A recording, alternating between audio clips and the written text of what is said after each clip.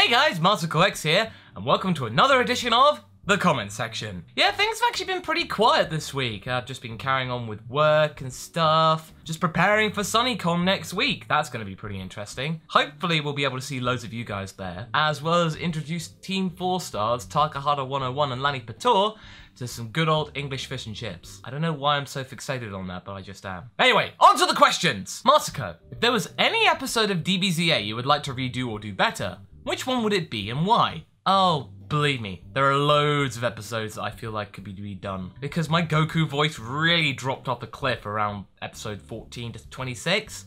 I don't know what was going on with that, but I just felt like I was really not putting in the performance. I wasn't really going through a good patch around that time in my life. One episode in particular was probably episode 23.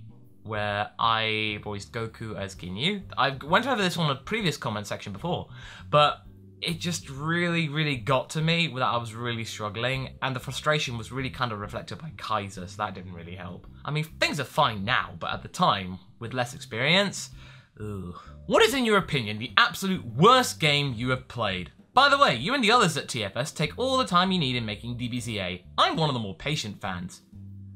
Well, thank you, Marshall Maverick. Thank you for being so patient. I don't really usually play terrible games deliberately. I mean, for the most part, especially with Steam sales and stuff, you know, with refunds, if I don't like the game, then I'll just refund it. Oh, I know one. Call of Duty 4 Modern Warfare. Yeah. I tried dipping my toe in the whole Call of Duty thing. I played for half an hour, and then just basically got smack talked by 12-year-olds, and that wasn't fun. So I actually remember, it's the only time I've ever done this, taking the game back the same day. And this wasn't like when it was like old or anything. This was like when it was new. I would do a duty joke, but that's just beneath me. Doesn't make it less funny though. How did you meet the TFS crew? I was starting with Naruto Abridged with Vegeta 3986. Like a second wave of abridges started showing up, like Kaiser Neko and Lani Pator, and then later on Takahata 101. So I just got talking to them, just like saying, hey, kids, you kids ain't bad. I want to talk to you. It was just our way of showing kudos and respect to each other at that point.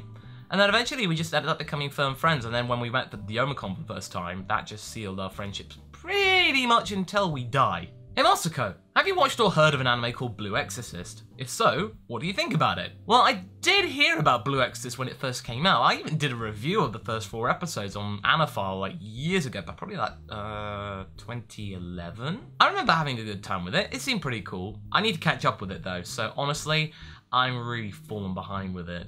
What's your favorite Dragon Ball Super comedy moment? Hands down, Goku being punched by Mr. Satan by going like, oh no, I'm gonna be falling down, woo, I gotta take the tractor as well. That was just so funny. In fact, that entire episode was just fantastic. How are you guys going to do fusion? And what I mean by that is, how are you going to do the voice? Oh, seriously, Dragon Ball fanatic? This is probably one of the things I'm looking forward to the most with the Boo saga. Because really, that's just going to be so much fun. It's going to look so cool and sound so great. But what we're going to do is that for Vegito, since Vegeta is like the first part of the name, Lani will record first, and then I will record following him.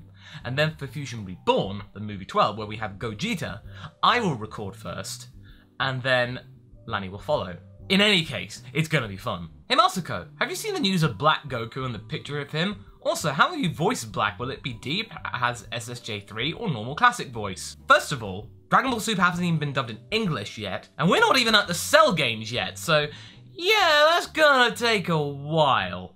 As for Black Goku, we don't really know whether this is an actually evil Goku, a possessed Goku, a Goku from another dimension invading just like Cell did. All I can really guess at realistically right now is that the tone of the show is going to change. So yeah, Trunks from the future, it's always gotta be grim. And that's okay with me. I don't mind a tonal shift. It'll just change things up a bit.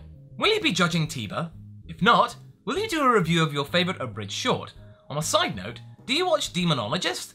If so, what do you think about his DBZA Steven Universe crossovers? I have seen those, and they look so cool, so props to the guy. I'm not judging Tiba, unfortunately. I'm just doing the graphics and the videos. I will say something about the top 30 finalists, maybe on this channel, but as for actually judging, no, sorry. How good is Overwatch?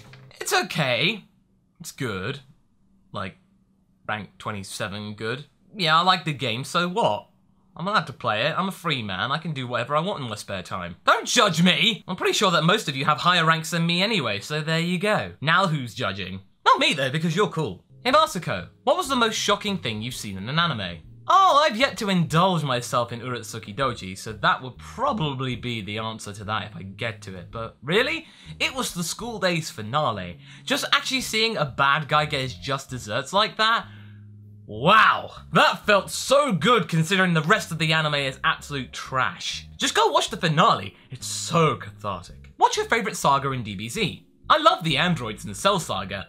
I personally think it's the best written saga in DBZ, and Cell is my favourite DBZ villain. I'm with you there, man, because Cell is really cool. I mean, I like Frieza and the whole impact that he has on the series, but Cell, there's just something about him. It's just an amalgamation of pretty much everyone they've ever fought, and they gotta try and tackle it. There's a lot of symbolism behind it, and I dig it. As for the saga, it would probably be the Cell games. It's the most iconic, really. Well, okay, you can count the Namek saga and the Frieza saga with Goku going Super Saiyan for the first time. That was pretty groundbreaking.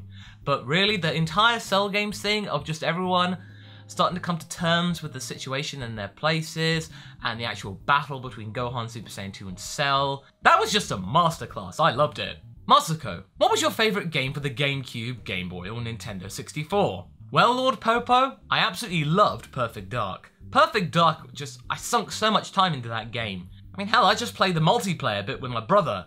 That was all we needed to do. Those were where all the hours went.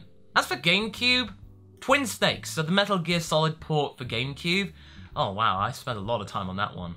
That actually was the first game that got me introduced to Metal Gear Solid and the whole Metal Gear universe.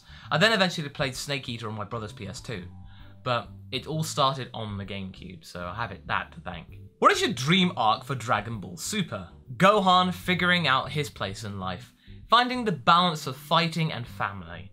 So being able to kind of come to terms where he is and just find inner peace. So he's able to gain back the ultimate form, so his hidden potential done by the Elder Kai, as well as being able to maintain family life with Pan, Videl, as well as going to many, many business conferences. Probably like some kind of, there's an enemy that only Gohan can outsmart, so he has to use his brains and as well as his brawn to be able to defeat this foe.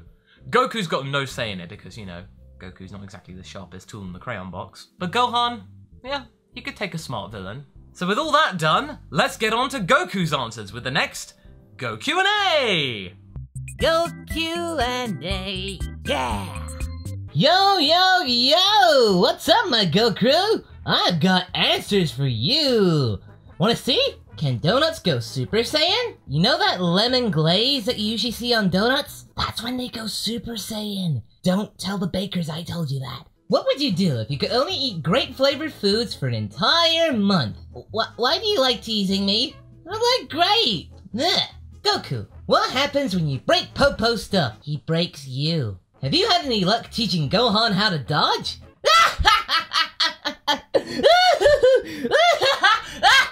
If Peter Piper picked a peck of pickled peppers, Peter Piper picked, Peter Piper was selling his peppers at a penny per purchase, and if you had $1, would there be enough to a pepper leftover for Gohan or Chi-Chi? I mean, Gohan's teaching me what leftovers are, but I still can't get my head around it. So no. All the peppers for me. What do you think would happen if Mr. Popo and Chi-Chi fuse? Death. Death becomes me. Now I must flee from Popochi! Oh no, Popochi's got me! Go Q&A, yeah! Run, Goku, run while you still can! Anyway, guys, that was the end of this, the 10th episode of The Comment Section. Tune in next week for some more questions and answers. If you'd like a question answered, just leave it in the comments below, and I'll get to it. Anyway, guys, hope you're having a great week, and hope to see you next time. Until then, catch you later.